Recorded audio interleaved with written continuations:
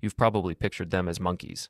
Giant, fantastical, fur-covered monkeys who could uproot mountains and leap across oceans.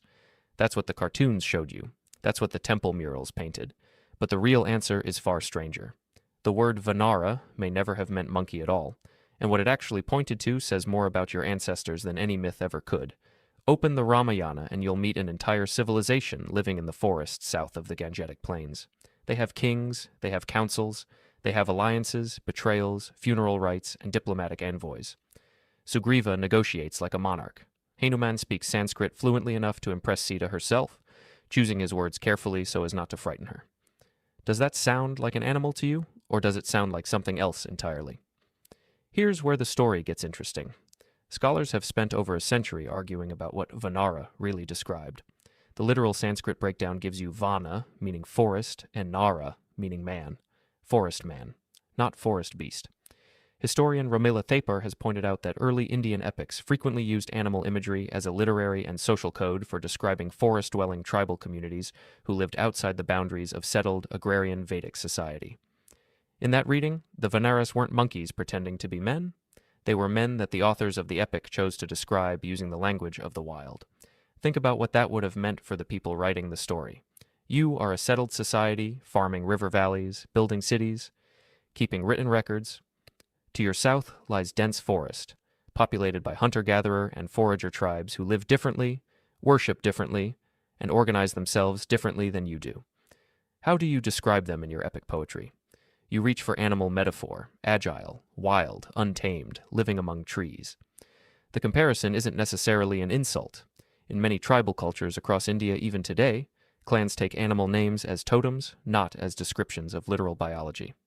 And this isn't just a modern reinterpretation trying to rationalize an old story. Anthropologist Verrier Elwin, who spent decades living among and documenting central Indian tribal communities in the 20th century, recorded oral traditions among groups like the Gonds that described their ancestors in remarkably similar terms: forest kingdoms, monkey clan totems. Warrior societies structured around troop loyalty rather than centralized bureaucracy. When Elwin compared these living traditions to the Vanara passages in the Ramayana, the parallels were hard to dismiss. What if the epic wasn't inventing a fantasy race?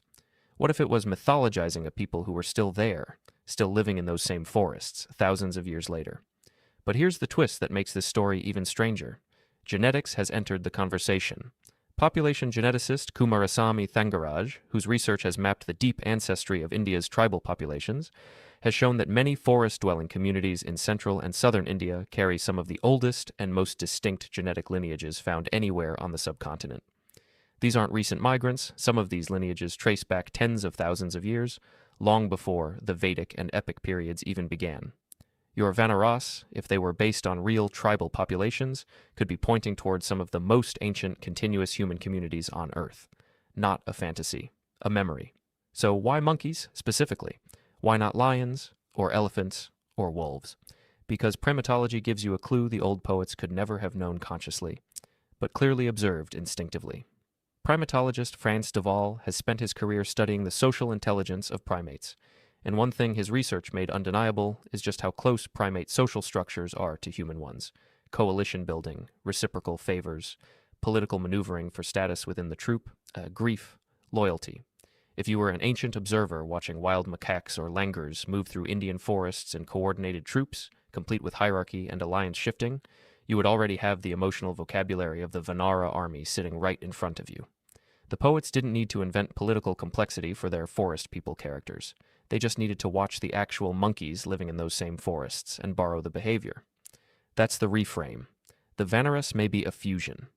Real tribal societies, described through the behavioral lens of the real primates who shared their territory, elevated by generations of oral storytelling into something mythic and superhuman.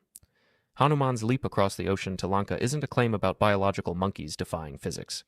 It's the poetic amplification of a forest warrior's courage, filtered through centuries of retelling, until courage itself grew wings. This pattern isn't unique to India. Cultures across the world have mythologized their neighbors, their rivals, and their allies through animal imagery. Norse sagas describe berserkers who fight with the ferocity of bears. Greek myth is full of centaurs, half-human hybrids that some scholars believe encoded early encounters between settled Greeks and horse-riding nomadic peoples from the steppe. Your ancestors, wherever they were on Earth, reached for the same trick. When you meet a people who live and move differently than you do, you don't always describe them plainly. Sometimes you turn them into legend, and there's something almost tender in that if you look closely. The Ramayana doesn't paint the Vanaras as monsters to be feared or enemies to be destroyed. They become Rama's closest allies.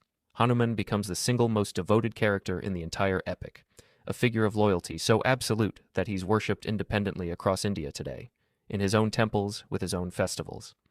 If the Vanaras really were a poetic memory of forest tribes, then the epic isn't just describing the Vedic world's fear of the unfamiliar. It's describing something more hopeful, a story where the settled world and the forest world don't destroy each other. They become brothers in arms. Why does any of this matter to you now, thousands of years later, scrolling on a screen in a world with almost no unmapped forest left? Because the instinct behind the Vanara myth hasn't gone anywhere. You still do this. You still meet people who live differently than you, dress differently, worship differently, and your mind still reaches for shorthand. Simplified images, symbols, sometimes flattering, sometimes not. The forest is smaller now, but the impulse to mythologize the unfamiliar into something bigger, stranger, and easier to categorize than plain reality is still sitting quietly inside you.